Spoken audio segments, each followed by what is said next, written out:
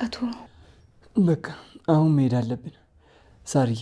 አሁን ትንሽ እየሰራለችብን እሷ እንደጨረስን ቶሎ እንመጣለን። እሺ ናቲ፣ አንተ እዚህ ከሌለማ ይዋይስ ይደብረኛል። ቶሎ መለሳለሁ እኮ ማሬ። ሳሪ ምን አስደበርኩሽ እንዴ? አይ የኔ ቆንጆ፣ እኔ ስራዬን እንደጨረስኩ ቶሎ መለሳለሁ። አንቺ ግን ይሄን ድብርትሽን አስለቀቀሽ ጠብቂ። ይሄን ፊት ማየት አልፈልግም። እሺ ናቲ።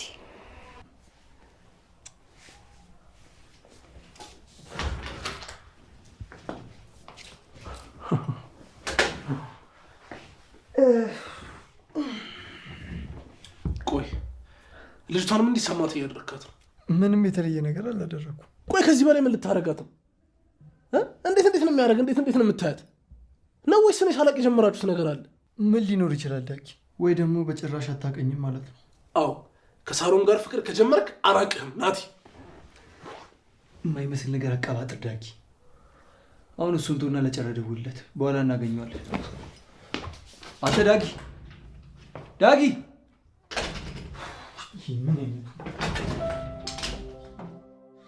ለምንድን ነው እዚህ የመጣ ነው? ጨራ መጥኔ ምንም ነገር አትጠይቂኝ፣ ዝም ብለሽ ተቀመጭ።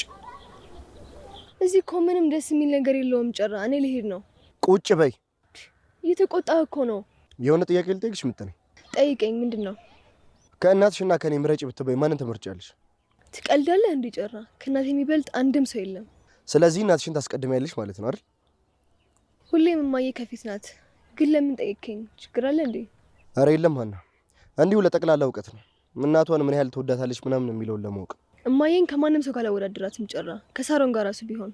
ቆሽ ጋሼስ? አባዬ ምን? ቆይ ዛሬ ለምንድን ነው እንደዚህ አይነት ወሬ የምታዋራኝ? እኔ ወደ ቤት ልመለስ ነው።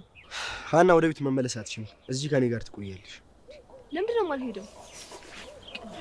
ሀና መልሽን ነገር ለምን አሰሚኝም? ከእኔ ጋር እዚህ መቆየት አለብሽ እያልኩሽ እኮ ነው። እፈልግሻለሁ ብዬ እንደ ጠራሁሽ። እና ስንት ጊዜ ነው የጠየቅኩ?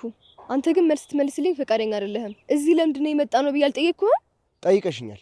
ታዲያ ምንድን ነው የምትለኝ? ማታወራኝ ማትመልስልኝ ከሆነ ምን እሰራለሁ እዚህ? ወደ ቤት የመልሰኝ። ስትናደጂ ደግሞ እንዴት ነው የምትደምቂው? ዞር በልልኝ።